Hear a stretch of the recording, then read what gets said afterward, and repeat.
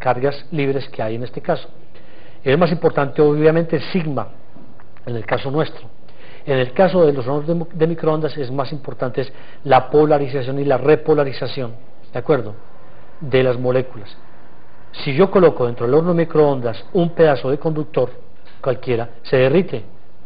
¿Por qué? Porque tiene tantas cargas libres que las está moviendo a tal velocidad, a frecuencias de gigahertz, que básicamente se derrite el material. Y ese es el principio con el que se trabajan en los hornos magnéticos, electromagnéticos. Son unos hornos en donde utilizan como carga de una bobina, es decir, dentro de una bobina cualquiera, vamos a dibujar eso aquí,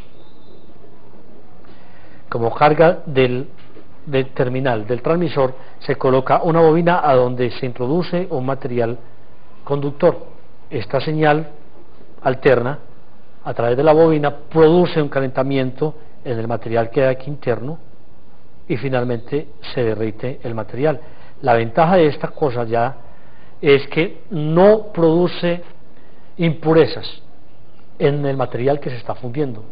O sea, en metalurgia es muy importante que cuando el material que se funda, hay algunas aplicaciones, no se ensucie, no se contamine con el material con el que se funde. En el caso particular, cuando se utiliza carbón o cuando se utilizan materiales de combustibles normales, esos combustibles acaban contaminando ese material. En el caso que estamos hablando, es decir, donde yo tengo una señal de radiofrecuencia como esta, aplicada a el hierro que está internamente, o el material de acero que sea, si yo le aplico esta técnica, el material permanece intacto, es decir, permanece totalmente puro. Y en tecnología de altos hornos, donde manejan pureza, es una condición sin la que no pueden funcionar, sin la que no pueden trabajar correctamente.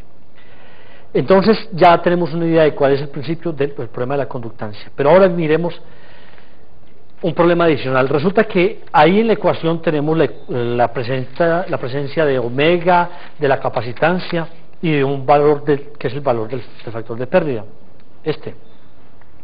Omega sabemos que se incrementa y se incrementa G, que la capacitancia, si la hacemos fija, pues tenemos una condición por este lado constante para G.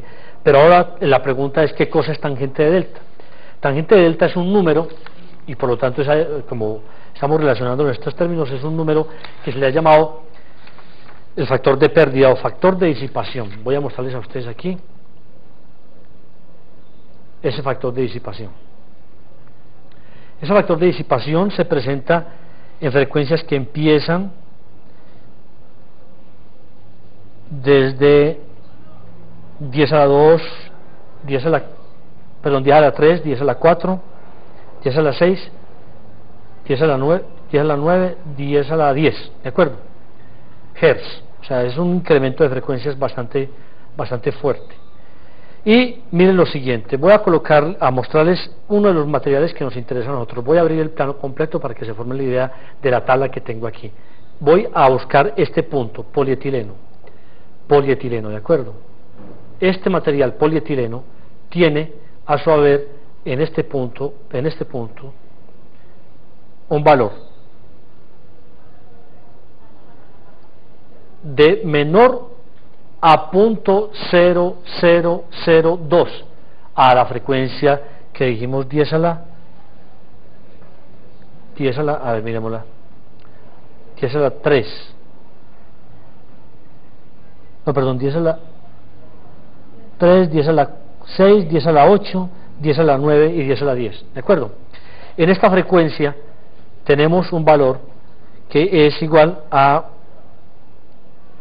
0.0002 y mire lo que ocurrirá, el incremento de ese término a medida que se incrementa la frecuencia es realmente muy pequeño. Para cuando llegamos nosotros al término en donde es 10 a la 10, apenas se ha incrementado 0.0031, ¿de acuerdo? Y el punto de partida fue desde acá, 0.0002, y prácticamente permaneció constante en todo el tiempo. Eso es una cosa que es constante en la gran mayoría de los dieléctricos. Aquí, por ejemplo, podemos ver otro que es el teflón. Vamos a mostrarlo. Vamos a de nuevo abrir la cámara para que ustedes vean dónde estoy. Teflón. el teflón, ¿de acuerdo? Y vamos a movernos por teflón hasta este punto, hasta aquí. Y ahí encontramos entonces que el valor es todavía más pequeño que el anterior, un poco mayor que el anterior, ¿no? 0.0003 y 0.0002 y aquí 0.0015, es decir, este disminuye con la frecuencia. Total que cuando no se está incrementando, permanece constante o más bien tiende a disminuir. O sea, el incremento no es muy importante. Cuando se incrementa resulta que no es muy importante. Entonces, ¿qué ocurre con eso? Le estoy diciendo con eso a ustedes es que el valor de la conductancia es un valor que en realidad parte de tan abajo, que a pesar de que el incremento de la conductancia, es decir, es directamente proporcional a la frecuencia, según esta ecuación, es directamente proporcional a la frecuencia, ese incremento es importante porque es directamente proporcional, pero tiene un punto de partida tan bajo que el producto finalmente, omega c por tangente delta, la frecuencia de trabajo, es tan poco importante que G prácticamente es despreciable y permanece prácticamente sin importar a lo largo de todo el sistema, a lo largo de todo el tiempo. En donde ocurre que si hay que tener involucrado esta conductancia a frecuencias prácticamente de microondas, porque ya aquí este término es tan alto, de 10 a la menos 9, a pesar de que esto permanece constante, 10 a la 9, no es 10 a la menos 9, sino 10 a la 9, 10 a la 9 que es gigahertz. A esas frecuencias, entonces sí es importante G, porque el producto omega por C por tangente delta ya lo vuelve importante. ¿De acuerdo?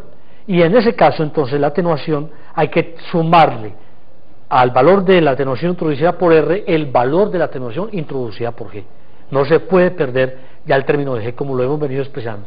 Pero hemos dicho que en el caso práctico que nosotros manejamos en línea de transmisión, modo TEM, en esas características, en ese modo de propagación y en las frecuencias en que típicamente manejamos, podemos decir que el sistema puede descartar la existencia de G. ¿Estamos bien? Ahora, ¿qué ocurre?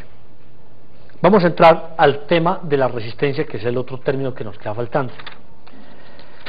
La resistencia es un término que tiene que ver, hemos dicho varias veces, con la profundidad de skin y por la pérdida que produce a lo largo de R el paso de la señal. Esta resistencia en el coaxial tiene un método de cálculo que hay que utilizar las funciones de Bessel, las funciones Kerr, funciones Key. O sea, a partir de una matemática un poco compleja tenemos que encontrar el valor de la resistencia del cable coaxial en alta frecuencia. Nosotros no vamos a hacer ese cálculo matemático aquí porque es dispendioso y nos vamos a limitar simplemente a escribir el valor de la ecuación de la resistencia, que es esta. Es R sub S sobre 2pi por B que multiplica a 1 más B sobre A, donde R sub S es la resistencia variando directamente proporcional con la raíz cuadrada de la frecuencia. Este término que hay aquí es un término que depende del material con el que está hecho el conductor. Pues en este caso es 2.61 por 10 a la menos 7 para el cobre blando. ¿De acuerdo? Pero si yo cambio este material, cobre blando, por plata, que es mejor conductor, entonces este término es menor que 2.61 por 10 a la menos 7. Baja el término. Este valor de R sub S sale de acá, de esta ecuación, en donde es 1 sobre sigma por la profundidad de penetración de skin, de piel. Eso diferente a lo que acabamos de decir tangente de delta, ya dejamos claro eso, que multiplica a la raíz de omega por mu sobre 2 sigma. Aquí está la dependencia de la raíz cuadrada de la frecuencia. Esta ecuación tiene aplicación para valores de A sobre delta mayores que 3, es decir, que el conductor interior comparado con la profundidad de penetración de skin sea mayor que 3. Si esto es cierto, para el caso de de B sobre delta es mucho mayor, no tiene ningún problema, o sea, porque A es el conductor interior. Si se compara A con la profundidad de penetración de skin y da mayor que 3, automáticamente B sobre delta es mucho mayor que 3.